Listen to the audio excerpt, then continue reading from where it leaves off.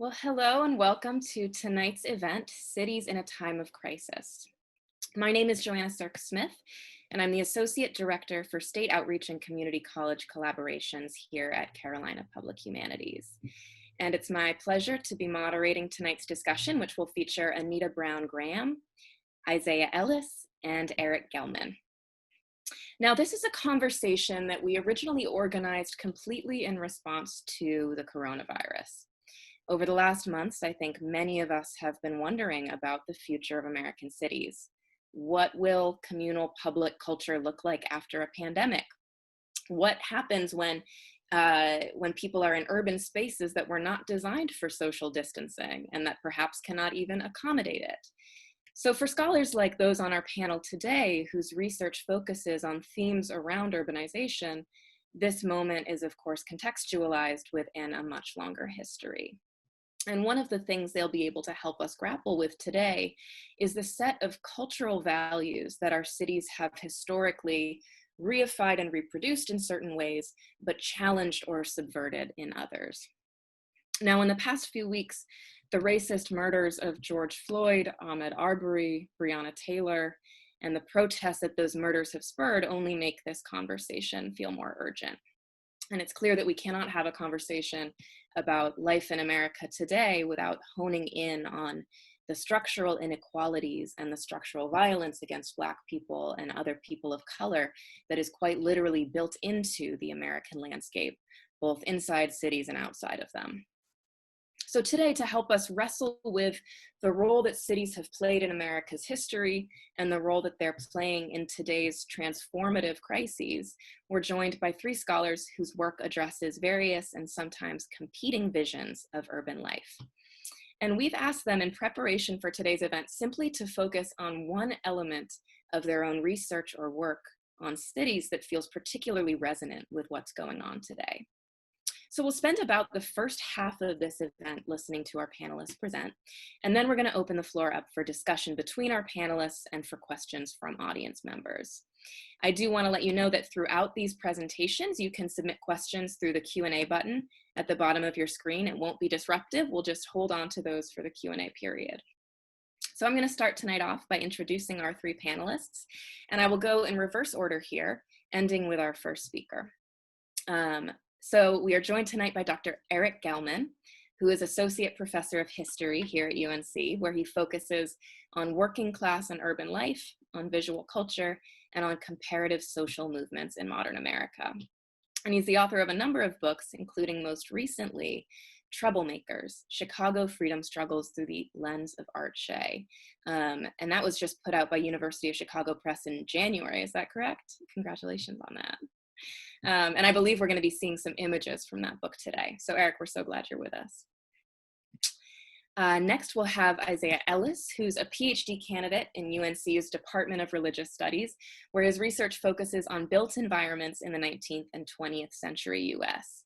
And I'm so happy to report he was recently awarded a year-long fellowship to complete his dissertation, which focuses on road-making projects and teases out the religious and political aesthetics of infrastructure around the turn of the 20th century. So Isaiah, thank you so much for being here with us. And now our first speaker of the evening will be Anita Brown-Graham. And Anita has a long history at UNC Chapel Hill, having attended law school herself here. And she is now a professor of public law and government at UNC and director of the NC Impact Initiative at the UNC School of Government, which is a project that conducts research and works closely with policymakers around the state. And among her many accolades, she's been named a Lifetime Champion by the North Carolina Justice Center for her work combating poverty, and has also been honored by the White House in 2013, is it? As a champion of change for civic engagement and open government. So Anita, I'll turn it over to you now. We're so honored that you're here with us tonight. Thank you, Joanna. It really is my honor. And I'd like to begin by sharing a quote. Here we go. So I'm going to spend my time talking about the future of cities post-COVID-19.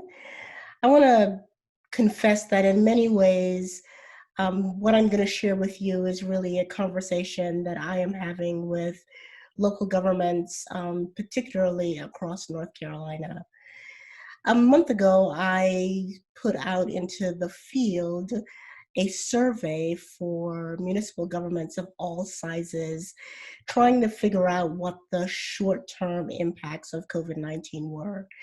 And I was really surprised that in a conversation with a mid-sized town in North Carolina, um, the manager called me to say, "You've asked us about short-term implications, but I think that the long-term implications for us are huge. I really believe that COVID-19 is going to reverse the urbanization of the state and of the country. And this is a moment where we're going to begin to see people flocking to less dense areas." So I've been giving that a lot of thought, and for as excited as I am for my friend and his predictions, I actually do not agree. So in the wake of COVID-19, there are many other people like this manager who foresee some great reshuffling in the geographic distribution of our nation's talent.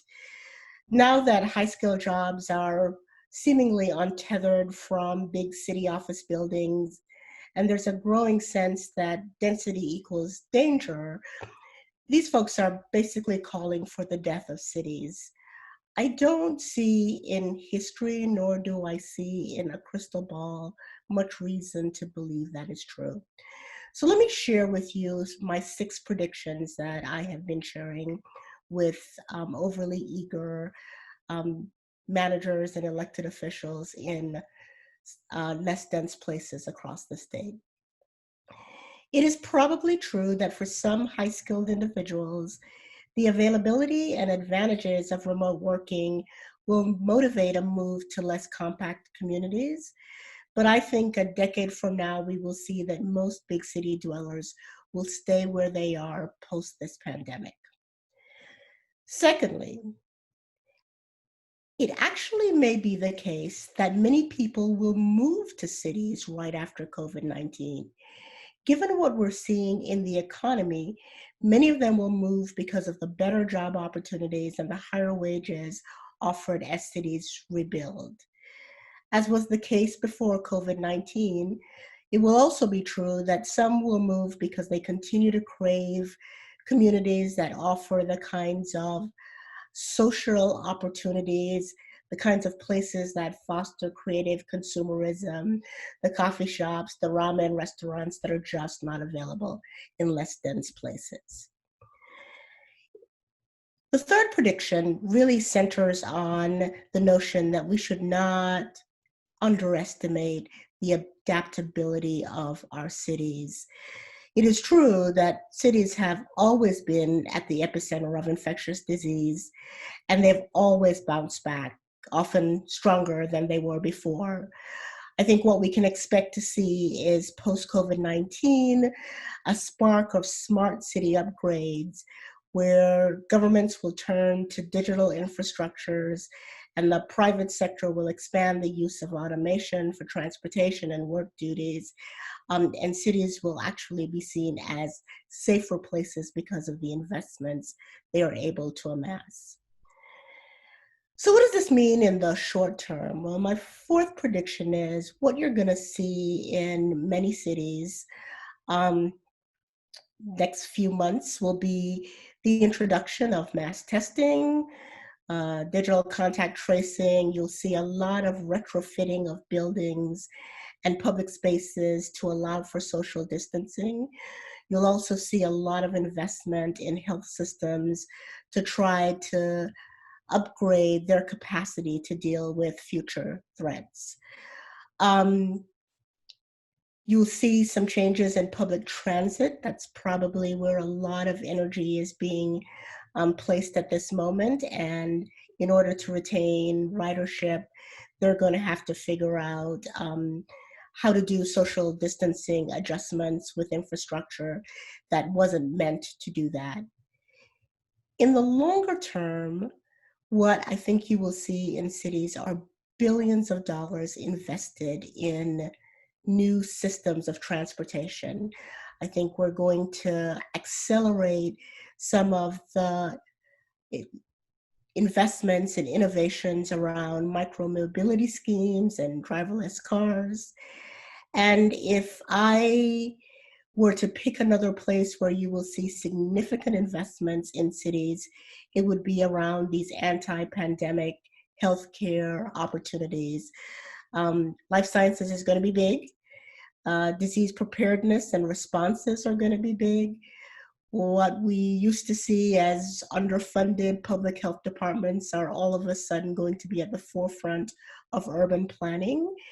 And all of this is going to result, I think, in a physical infrastructure that is stronger, cleaner, smarter than we have seen in the past. I don't offer all of this to depress my friends who are hoping that people will reverse the mobility trends that we have seen before.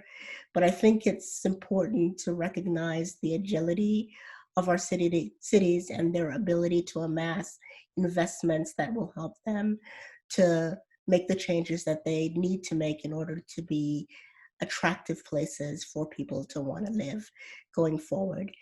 There is more that I can say. I certainly am looking forward to our conversation about some of the social inequalities that exist in our cities, but I'll leave that for the Q&A. Thank you so much, Anita. Those are, that's a fascinating set of predictions that you've laid out. And I have to say, I smiled while I was listening to it, which I have not been doing very often in conversations around cities and COVID. So I think that's going to generate a lot of fantastic questions for our Q&A. Thank you. Erik, would you be game to jump in here? Absolutely. Wonderful. So I'm going to actually try to share my screen as well, and we'll see how that goes. So I'm going to talk about the sort of second topic, which is what's been going on in the streets in the last few days. I had some notes prepared to talk about the future of cities in COVID, after COVID, and I can talk about that in the Q&A. But I think given what's happened the last few days, I decided, and given the topic of my most recent book, I decided that I'm going to show a few images from this book and talk about them historically and then in relationship to today. So the book is an attempt to retell the urban history of Chicago in the post-World War II era up until about 1970. And it's doing it in a rather unique way in that it's half history and half photography. So it's an attempt to try to get the history to speak to the photography and the photography to speak to the history, using the photography as a primary source as well as archival research to come up with a new interpretation of Chicago's urban history, but also social movements in the urban context. So I'm going to show about 10 slides in 10 minutes here. And hopefully I'll provoke a lot of questions because I won't be able to talk about any of them in great detail. But I look forward to the discussion. So the early part of the book, one of the main themes is during the early Cold War, how there wasn't actually a lot of troublemaking in Chicago. And that the streets were policed in the city in a new way, which was to incarcerate more and more people and to control urban space.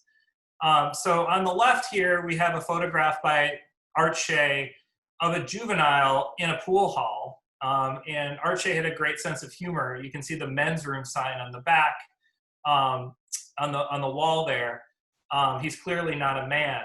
And then on the right-hand side, we have a juvenile detention facility that Shea was able to talk his way into in the early 1960s in Sheridan, Illinois, where more and more young men were sent away into deplorable conditions.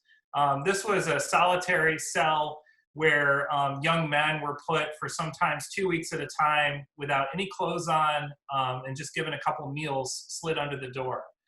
And so this really gets at, I think, the origins of mass incarceration and the criminal justice system that increasingly became racialized in cities like Chicago and elsewhere around the country. Also, I think what's interesting about cities during the 1950s is how the Cold War was really brought home. That urban spaces felt militarized. And I think we can all relate to the militarization of urban space in the images we've seen in the last few days. On your left-hand side of the screen, you've got an amphibious practice landing. They're on Lake Michigan, zooming into the north side's Montrose Beach. And you've got Nike missile sites on the Great Lakes near Chicago. On the right-hand side, you have the main theme of the book, which is direct action, social protest in the streets. But I chose this image because it's an unusual one in that it's not your typical protesters. The first peace activists to start to contest this militarization of the cities were actually a lot of housewives from the suburbs and the city who started protesting against the escalation towards nuclear war. And here you have a march of theirs, I believe, from 1962 or 1961, maybe.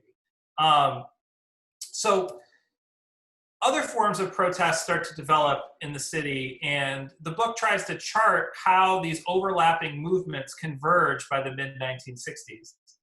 On the left is one form of protest organization, and that's Saul Alinsky in the middle there with the glasses on. He was a famous community organizer.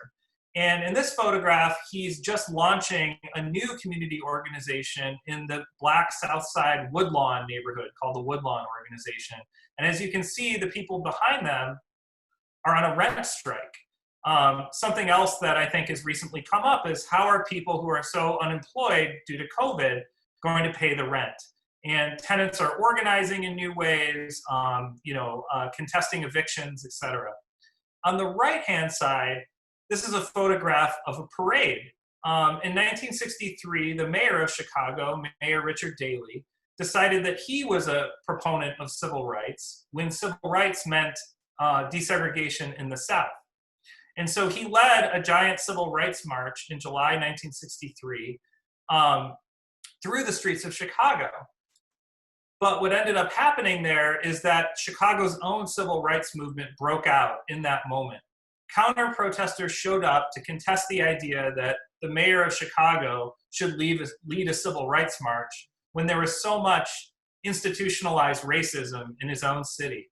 And as a result of this, Daley is booed off the stage in the park in downtown Chicago when he tries to speak. And a more robust movement breaks out in the city of Chicago. But of course, as those movements converge and they start ramping up, police repression increases exponentially. This is a photograph of a rebellion on the near west side of Chicago in 1966, where police brutality had gotten so bad that Puerto Ricans in the Division Street neighborhood started contesting it. And it led to many arrests of young people, as you can see here in the local police precinct. And of course, the famous Chicago Freedom Movement appears in the book, but it appears in a kind of different context, as not being the apex of the movements to control Chicago's streets and to democratize Chicago, but rather just one chapter in a much larger struggle. And here on the left-hand side, you see some of the protests over housing discrimination that caused so much poverty in the city of Chicago, as well as financial extraction of African Americans. Jesse Jackson, you might note him in the background there, kneeling, as well as another famous civil rights activist, James Bevel, in the yarmulke there. On the right are counter-protesters at the same protests. And I picked this image because I think it really speaks to today and the kinds of confrontations that are going on in the street. This woman is well-dressed. She looks like she is innocent, yet if you look more closely, she's wearing a swastika pin, and she's passing out white supremacist newspapers on the northwest side of Chicago in 1966. So Chicago becomes even more volatile in the late 1960s, and I argue it's actually not until Martin Luther King and the Chicago Freedom Movement national leaders left Chicago that the movement here really became much more powerful and much more radical in challenging the city's power structure. This is a photograph taken just after Martin Luther King was assassinated in Memphis on April 4th, 1968. There was wide-scale rebellion on the west side of Chicago, and this is one photo that Art Shea took right after that fact. What's notable here is that police issued a curfew, which was super problematic because what they ended up doing is arresting hundreds of innocent bystanders, and some of them were not actually able to get a trial or to see a judge for weeks. So they were locked up in local jail, the Cook County Jail, and other jails. And then, of course, Chicago 68. The book tries to put this in context as well. Many people have been comparing our current moment to the Chicago Democratic National Convention of 68, and certainly some comparisons are to be made there. This was considered a police riot after the fact, where police descended upon largely peaceful protesters in Chicago. But I think what's interesting is to compare it to what else was going on in 1968 in Chicago, including here you see the Black Panthers who one member is pointing to the door of their office that was shot up by the police the night before. And then on the left-hand side, a map that's trying to map out all the gang activity in Chicago, where police are ramping up repression, arrests, etc., and incarceration to try to stop this movement from happening. It turns out that the gangs were actually participating with a lot of the movement activists in 1968 and 1969 in Chicago, and some of the chief demands were about police brutality and jobs. And so this last image you might notice is not like the others. This is not from my most recent book. This is a pretend city that my 3-year-old set up yesterday. And it just got me thinking about our current moment and what it means. And there's a book by Michel Roth-Triot called Silencing the Past that talks about unthinkable histories. And one thing he points out in this book is that in revolutionary moments, and I think we're kind of in a revolutionary moment right now, previously unthinkable possibilities and futures suddenly become thinkable. So I think what's interesting about this moment, and it's a scary moment indeed, with COVID, with everything that's happening in the streets, with the clear emergence of fascism, what we have here is a moment too, though, for radical change and substantive change. And so I guess I'll end my 10 minutes by just saying 3 things that I think apply to today that I learned from writing this latest book. One is that democratic protest is oxygen for democracy. So I was very concerned when COVID hit because it would lead people to stay safe and stay at home, which is a good thing. But I think people coming out into the streets, risking their health for the sake of democracy is really an inspiring thing. And secondly, and I'll end here because I think my time is up, I think this moment also exposes how we've come to assume certain people in our cities are disposable. The people who are frontline workers who have been working throughout the COVID situation, pandemic, these are the people who make our cities work. The people who are in the streets protesting for greater democracy and accountability, these are the people who make our cities thrive and who will help our cities thrive again because they're demanding structural change. And also, I would say that these are the people who make urban spaces free spaces, not police spaces, not racialized, segregated spaces, not spaces of poverty, but spaces of creativity and cultural innovation. And after all, that's probably why we all want to live in cities, or those of us who do admire cities want to visit them. So I'll end there, and I look forward to the discussion. Thanks very much. Thank you so much, Erik. That was, there's a lot of food for thought there. I love how you highlighted at the end for us the strange pairing in cities of, on the one hand, this vitality that makes cities fun, but is also a source of truly revolutionary energy, and at the same time, this profound precarity. that we're seeing highlighted certainly today.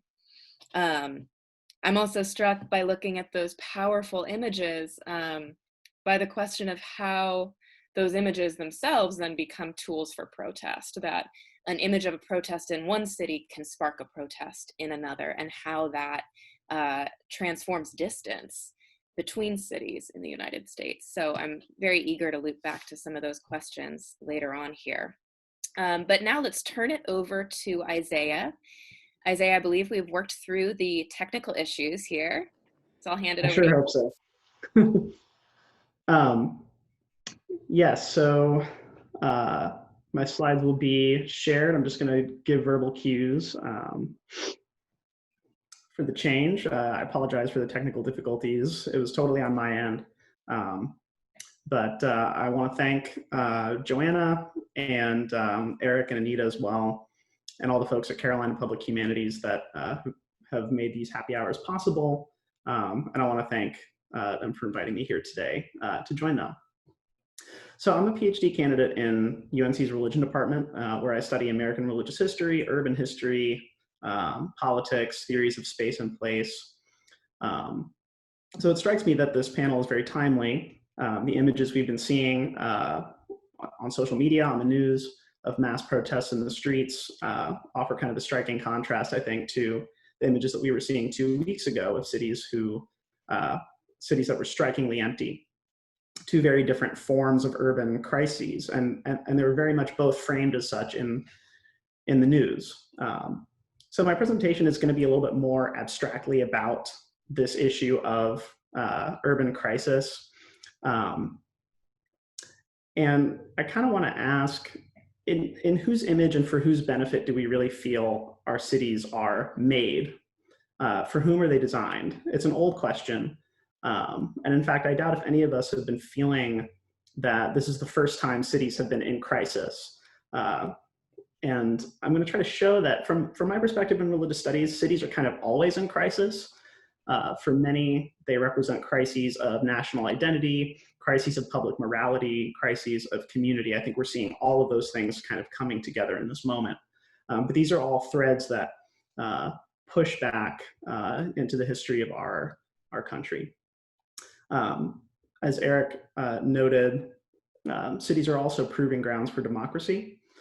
And they're contentious spaces. They're spaces of imagination where we play out narratives of hope, danger, cultural and spiritual decline. I'm going to talk to you a little bit more so about those narratives to sort of supplement the rich context and the striking images of those contests. So I've got a couple of examples that I want to share. The first thing I want to direct your attention toward is the original plan of New Haven, Connecticut, which is a town that was established in 1630s. This may seem a bit random, but I'm gonna bring it back around, I promise. The town was settled by a group of Puritans, which is a group of people that obviously looms large in our national iconography and our narratives of who we are as a nation.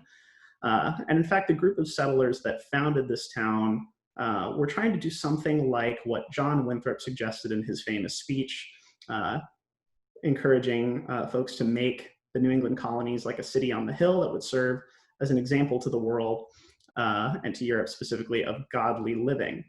Now, what godly living was actually supposed to look like on the ground was a bit less clear, but this is one attempt at that. The shape of the plan was drawn from a biblical description of Israelite camps during their 40 years in the wilderness, but it's also based on medieval conceptions of heavenly city, what they imagined Jerusalem to look like. So let's think about the plan itself and what its attributes might tell us. It's comprised of 9 squares with a public green in the middle meant to house a multi-purpose church and community gathering center.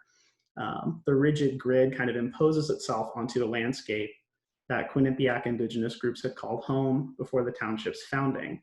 And its very rigidity, the way in which this was kind of set on top of the landscape, suggests an anxiety about culture versus nature, the desire to be above nature, to create a community that is above a condition of nature. And this, of course, lends itself quite easily, in their mind, to a narrative of civilization versus savagery. At At the same time, I think it also displays an even deeper anxiety that remains prominent in the centuries following. And that's the anxiety that towns and cities could actually accentuate human foibles and bring society to ruin if they're not correctly shaped and if their inhabitants are not correctly cultivated as moral beings, as civilized beings in their parlance. And many Puritans, as well as their descendants, thought that cities like Boston, for example, which was one of the early commercial centers of the region, as cities like Boston grew more and more centered around commerce rather than religion, they would become more likely to fail in the civilizing mission that the Puritans thought themselves as intending to fulfill in this new world. So this brings us to the quote by Henry David Thoreau, which I have in my slides here. If you could advance to the next slide. So I'll read this really quickly.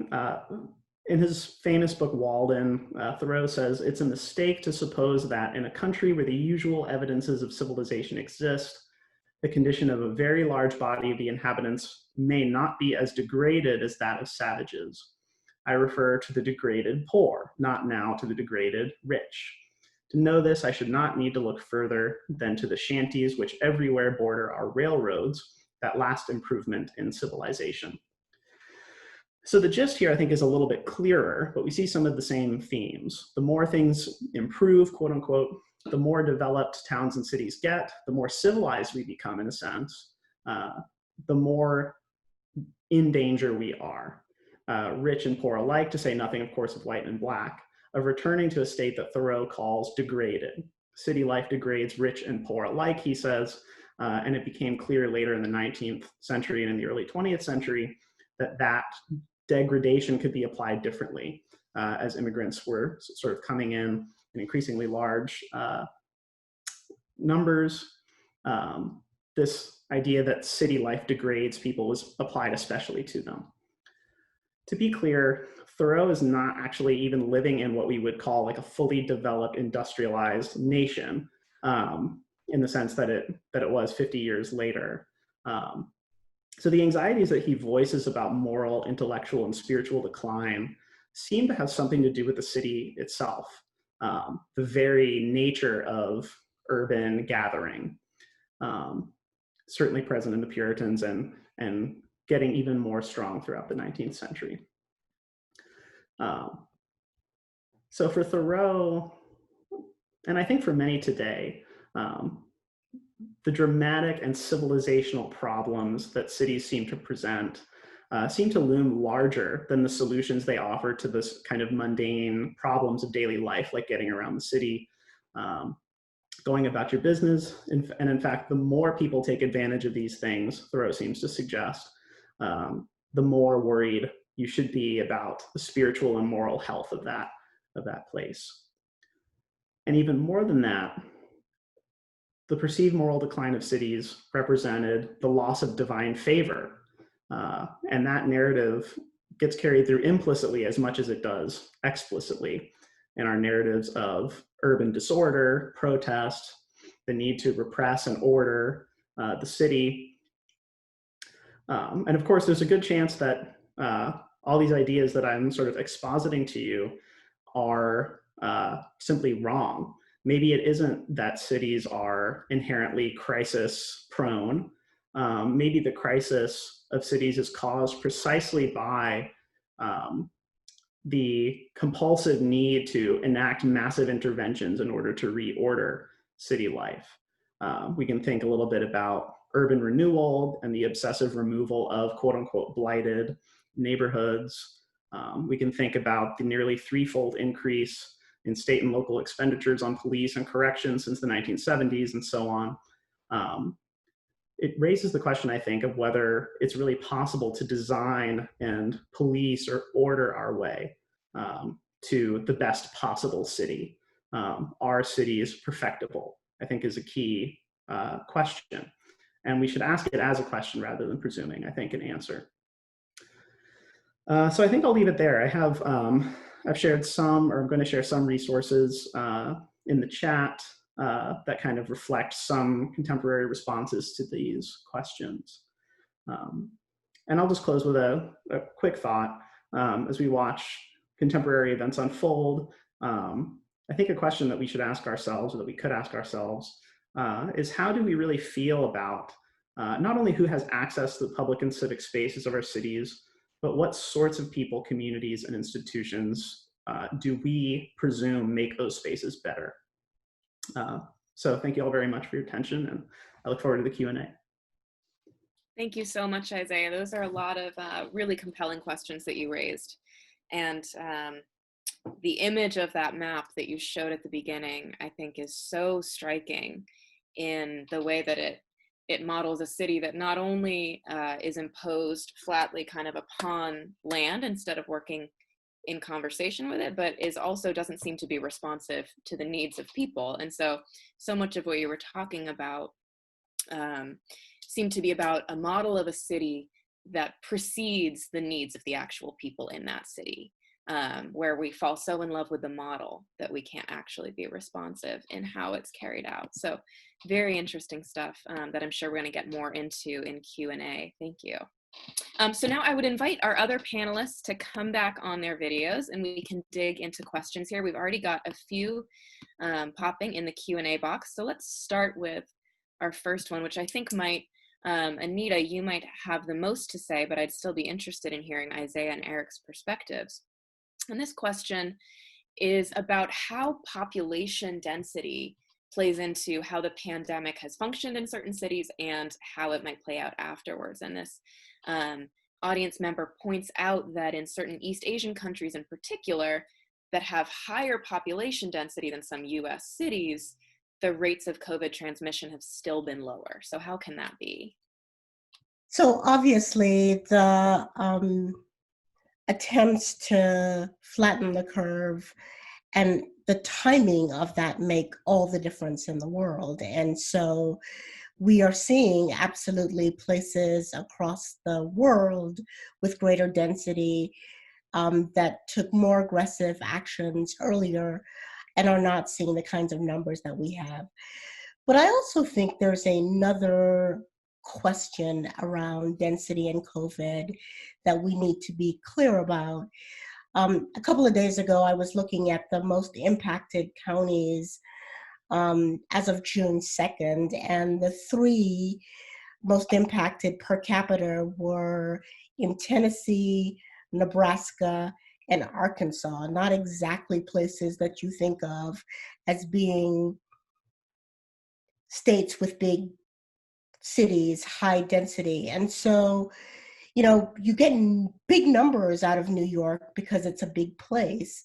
But I think that people are beginning to recognize that COVID has had outsized impacts on much less dense places, and it is not a disproportionately city-based pandemic, which sort of leads to some of the predictions that I made earlier.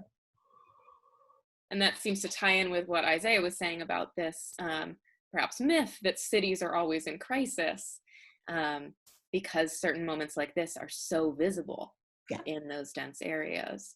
Erik, Isaiah, would you like to chime in here? Yeah, I absolutely agree. And what's interesting to me about those kinds of reports is the kind of tone of surprise, I think, with which they're often shared. And I think that, you know, a lot of the sort of broader narratives around urban crisis before COVID were centered on these, I guess what you call like global cities with large informal settlements, especially like Mumbai or Lagos. I think that, you know, those have been kind of the center for research about what the future of urbanism may look like, but also a center for pathologizing certain kinds of urban conditions that don't fit the model that we're used to using in the States or in Europe to comprehend city building and urban planning. So I think it's a really interesting question. Erik, any thoughts on this? I'm not an expert on this, but I would just add that some things that I think make cities great are what caused it to spread in particular cities. Mm. You know, in Italy, for example, people don't live as a nuclear family. They live more generally in multi-generational families, where young people and their grandparents live in the same space, right? In New York City, people all take public transit, which under normal times is a wonderful thing. But in a time of COVID, that leads to a lot of spreading in these tight areas, right? So I think that can help explain it. Another thing, though, that I think can help explain it is the kind of measures taken, as Anita Brown was saying. We were slow to respond. And last, I would say a negative thing about why some outbreaks in dense cities happen in the US and not elsewhere is the level of inequality that I was referring to in many of my slides, right? That it's very clear that COVID in cities is impacting Black and Brown communities and poorer communities at an alarming rate compared to other parts of the city. And there's a reason for that. So I guess those would be my answers to that question. Although I just have to say I'm not entirely sure why yet certain cities in Asia, for example, had such a low rate compared to other places. I think research is still coming out of that. Now, a follow-up question, drawing on the audience questions here, has to do with resources. Anita, in listening to you talk about the kind of revitalization and the turn to newer technology that you hope to see in a decade or so, all of that costs money.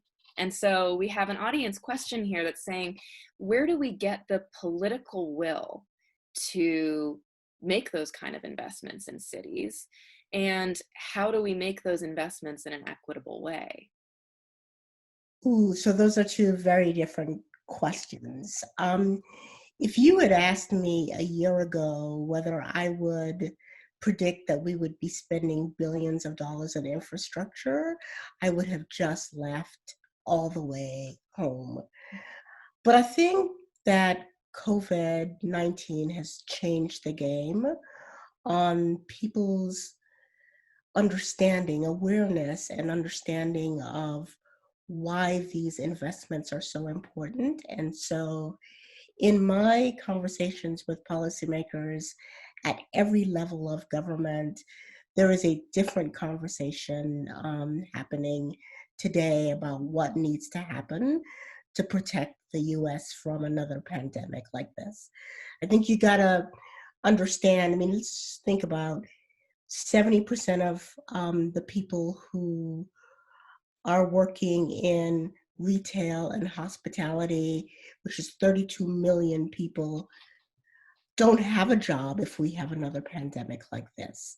And so the sort of Armageddon on the labor market and the economy that will happen if we don't make these investments and try to protect ourselves going forward is top of mind for just about every policymaker I'm having conversations with. Now, the second part of the question on how do we make sure that these investments are equitable, I think depends on the eye of the beholder, if that makes sense. And thinking through this second crisis that we have in the US, which isn't new, but is sort of newly uncovered around structural inequalities, offers an opportunity for policymakers to be thoughtful around how these investments are made. But I can't tell you at this point that we're going to make the investments in the ways that we might make the investments to change some of that inequality. Yeah. Erik, Isaiah, any thoughts on this? Well, I think it never seems like we have money until you start looking at what we're paying for, right? I think corporations start to have to pay more taxes, and the idea that Amazon pays less taxes than a middle class household is ridiculous. And we need to look at city budgets. Chicago, which was the focus of my most recent book, 40% of their city budget is spent on police. Imagine what you could do with that if it was only 10%. That could pay for a lot of education, a lot of affordable housing, a lot of infrastructure changes that are, that Chicago and other cities desperately need. So I would add those things to the mix. That it's as much about cultural values and where we're choosing to put the money as it is about having the money. Yeah, and it's about the normalization about how we think of cities, that we've normalized the idea that, police are everywhere and everything in our cities is constantly monitored and constantly, and urban space is sort of needs to be contained, right? And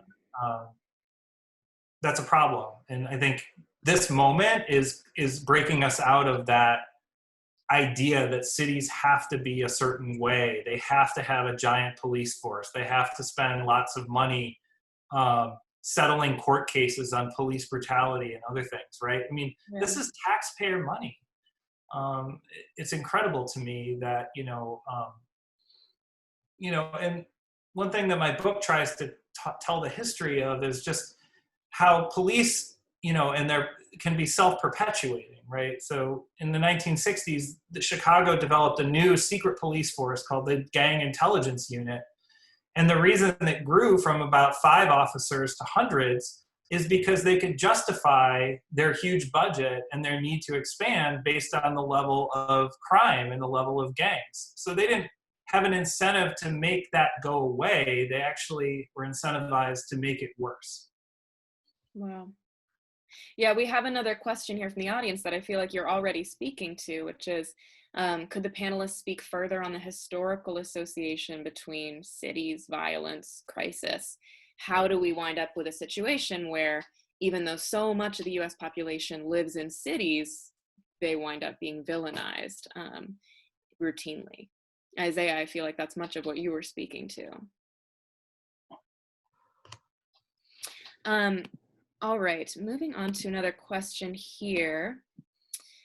So this audience member writes, there are numerous cities that have African-American mayors, police chiefs, school superintendents, and sheriffs with a significant high number of Black-owned businesses that were damaged or destroyed by looters. What do you make of the tensions between the Black upper middle class, which includes property owners, and the Black socioeconomically disadvantaged class? There are cities that were on the route to urban renewal via a significant number of Black-owned businesses, but what is the future there? This participant wants to know.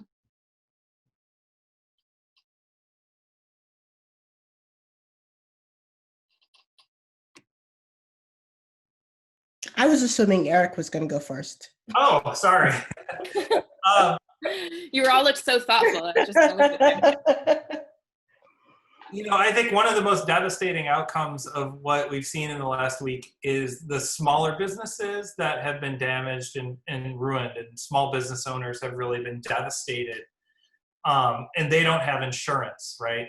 So, I'm much less concerned when I'm seeing pictures of people looting corporate stores or damaging, multi-million-dollar corporations than I am when I'm seeing small businesses get damaged. So, I guess what I would say about that is, I don't know if I see it as a necessary class tension. I don't think that, it's like, I don't think it's poor and working class African Americans, lashing out against upper class African Americans. And I guess the one thing I would say to get out of this would be that, in the last COVID bill for small business loans, the intent was to help small businesses, and the result was anything but. Banks were given total control over who got those loans, and so the biggest businesses got huge windfalls, and all the small mom and pop businesses got nothing. And so if you would reverse that trend, I think you could see small business owners, and particularly minority owned businesses, come back again in a big way. So that might change. That might require a change of political leadership at the federal level, and but I think that's the way forward, certainly. Mm. So if I might just weigh in, and it's not an area of substantive expertise for me, but I kind of live it every day. There's no question that there are disconnects between people of color who are in different socioeconomic brackets. No question about that. But I do agree with Erik that it's not as reasoned an approach as it might appear. My sense in watching on television and seeing the post of friends and friends of friends on social media is the frustration is so complete at this moment that people aren't thinking through, is this a corporation? Is this a small business? Is this owned by an African American? Is this not owned? It's sort of just, I want to be heard. I want to be seen. And the means, whatever the means might be, give me some opportunity to exercise a voice that I feel has been silenced. Yeah. So this is not an incisive targeting of businesses owned by people of color. Those are collateral damage. Yeah. Now, we've had a number of questions come in that are asking about the relationship of cities and what's going on in cities to the areas around them. Questions about whether the revitalization of cities and the pouring of resources into them in the wake of COVID could accidentally disadvantage places outside of cities. Questions about whether you see in the wake of coronavirus increased movement into cities, again, somehow at the expense of other areas of the country that are more suburban or rural. And so I'd be interested to hear your take on that general trend. Are you addressing that? Sorry, that is a broad question out there for the panelists. What's the general trend again? The idea that since COVID, people are moving into cities? Is that a question of whether increased attention to cities will negatively impact places that aren't cities? Whether this is a zero-sum game where if more resources are poured into cities, and if more people, more workers come into cities, that means a decline in rural economies. Yeah, so I'll take a quick stab at this. As the person who started us off by extolling the future of cities, I worry that, quite frankly, this will just exacerbate the gap between the haves and the have-nots. And so while on one hand, I'm talking about all of these smart city investments that I think we will see, not just in huge cities, but in North Carolina-sized cities like Charlotte and Raleigh. I'm also acutely aware that there are children across North Carolina who have not been able to participate in remote learning because they don't have basic broadband infrastructure. I think people will pay attention to some of those infrastructure needs in less dense places. But if I were a betting sort of person, I would say, I think 5 years from now, the gap between the technology enhancements in cities will only be that much more outpaced from other areas than they are today. Okay. I'll just add very briefly to that continuing with my theme that cities are somehow always going to be in crisis. is that I think what a lot of people are worried about moving forward in terms of these smart city infrastructures is, of course, surveillance, which we've talked a lot about today. And so I think that new forms of mass and also individual surveillance is going to be, I think, a part of the next narrative of cities in crisis. And I would add that, you know, as an urban historian, rural America is really in crisis, right? Was in crisis before COVID, right? And so any solution moving forward is going to have to redress the sort of crises of lack of jobs and resources in rural areas, for sure. And, you know, one thing that has been really exposed, I think, in this pandemic moment is the closing of so many rural hospitals and doctors' offices and clinics. It doesn't take much to get one of those places completely overwhelmed. And then cities have to be the places where people go to get medical care and healthcare. And they have to go hundreds of miles to get that healthcare. And that's a huge problem. Yeah. Now this, I know we need to wrap up in a moment here, and unfortunately we're not getting to all of the questions, but hopefully we've touched on most of them. But I do want to hear from each of you about the broad question of how much we can generalize about cities. I think, you know, thinking in terms of what Isaiah was telling us about this idea of the city, you know, capital C that we have, that's a model that transcends its individual contexts.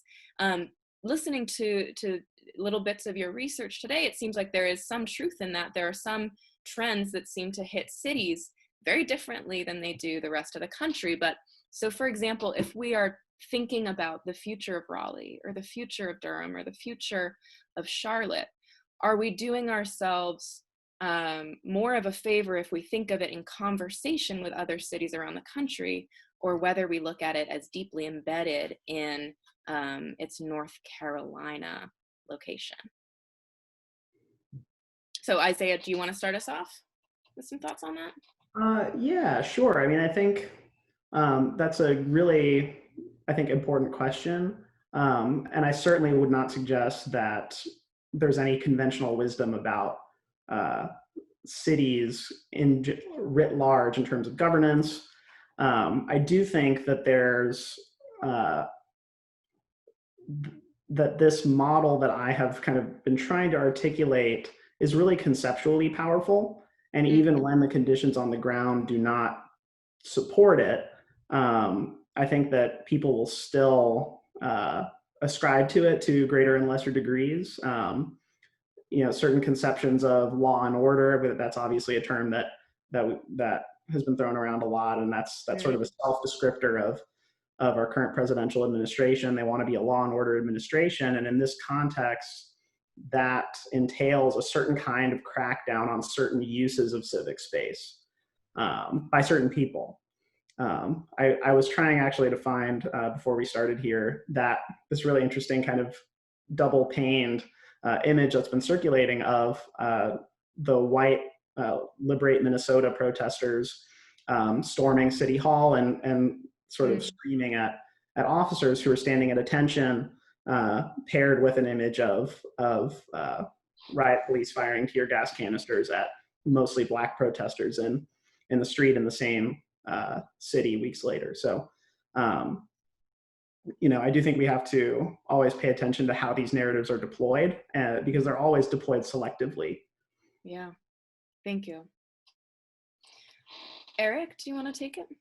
Sure. I guess since we don't have a ton of time, I'll just say that I think the future of cities is a future, now that all of this has been exposed, all of the inequality has been exposed, is that we have to finally stop kicking the can down the road and redress inequality in cities.